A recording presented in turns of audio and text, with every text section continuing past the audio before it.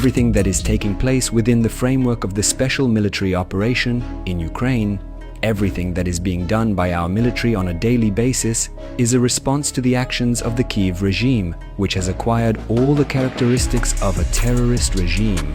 Russia launched a deadly overnight missile and drone barrage across Ukraine, hitting the capital city of Kyiv and several other cities hard.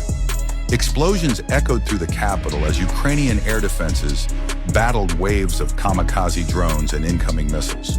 The barrage on Kyiv had begun with the buzz of Russian kamikaze drones, followed by Ukrainian anti-aircraft fire.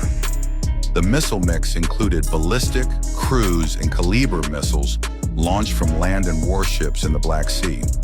In Kyiv, fires broke out in multi-story buildings, and a metro train was hit, disrupting public transportation services.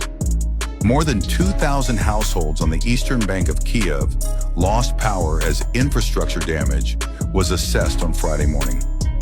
The attack followed a Ukrainian drone strike named Operation Spiderweb deep in Russia that reportedly damaged or destroyed over 40 aircraft. Russian President Vladimir Putin had vowed retaliation, and he reportedly told U.S. President Donald Trump that Russia had no choice but to act. Trump said it might be better to let Ukraine and Russia fight for a while rather than pursue peace immediately as the two sides intensify attacks against each other, pushing away chances of negotiations even further. It's very sad what's going on. We both feel that way. What's going on with Russia, Ukraine, and other things we talk about, but Russia, Ukraine in particular. I'd like to see it end, and maybe it'll end, but we get some news there'll be some fighting. Something happened a couple of days ago, and now they do a return, and here it goes. It's not good. He's unhappy about it. I'm unhappy about it.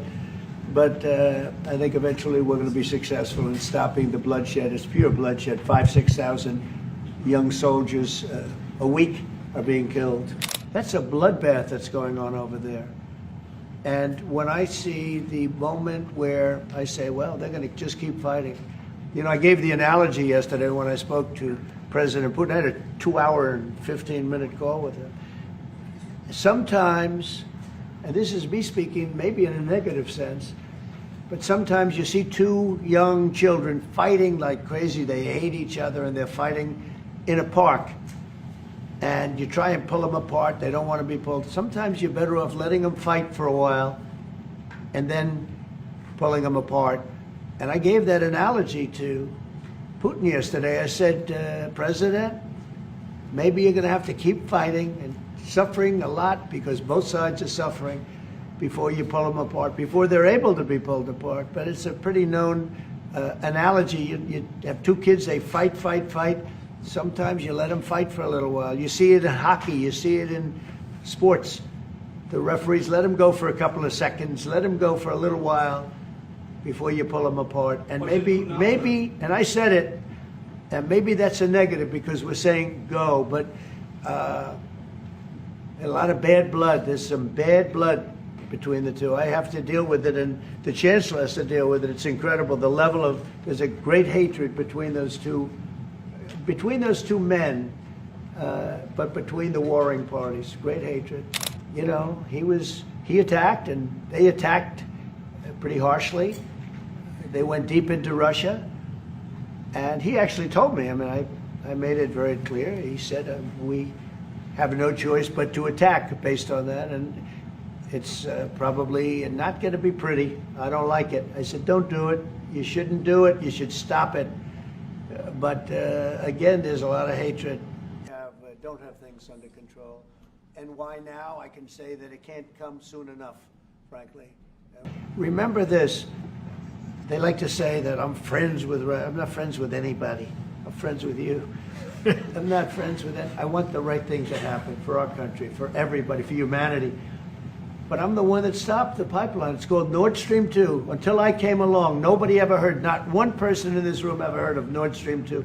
You probably did, yes, because it went to Germany.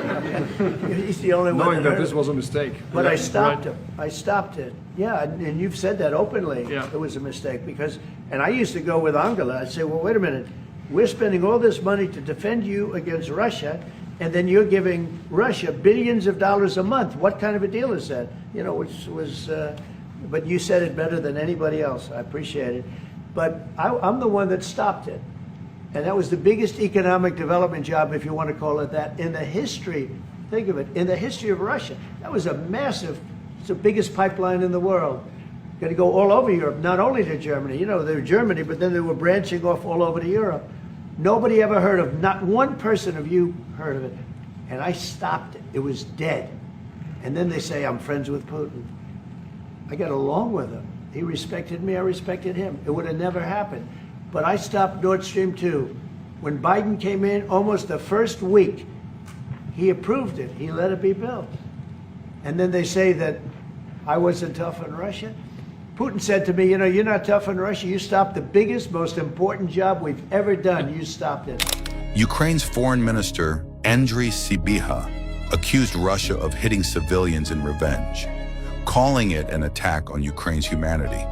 Volodymyr Zelensky said 49 were injured nationwide and urged Ukraine's allies to increase pressure on Moscow immediately. Ukrainian authorities said that the 3 killed in Kyiv were firefighters who died trying to rescue others under fire. The Solomyansky district in Kyiv saw extensive damage, with the upper floors of buildings shattered by the blast waves. Zelensky warned that any delay in global action allows the war to claim more lives, calling inaction a form of complicity. Everything that is taking place within the framework of the special military operation in Ukraine, everything that is being done by our military on a daily basis, is a response to the actions of the Kyiv regime, which has acquired all the characteristics of a terrorist regime. Speaking specifically about the last night strikes, if you have carefully read the statement by the Russian Defense Ministry, it said that the strikes were carried out in response for the terrorist attacks of Kyiv regime.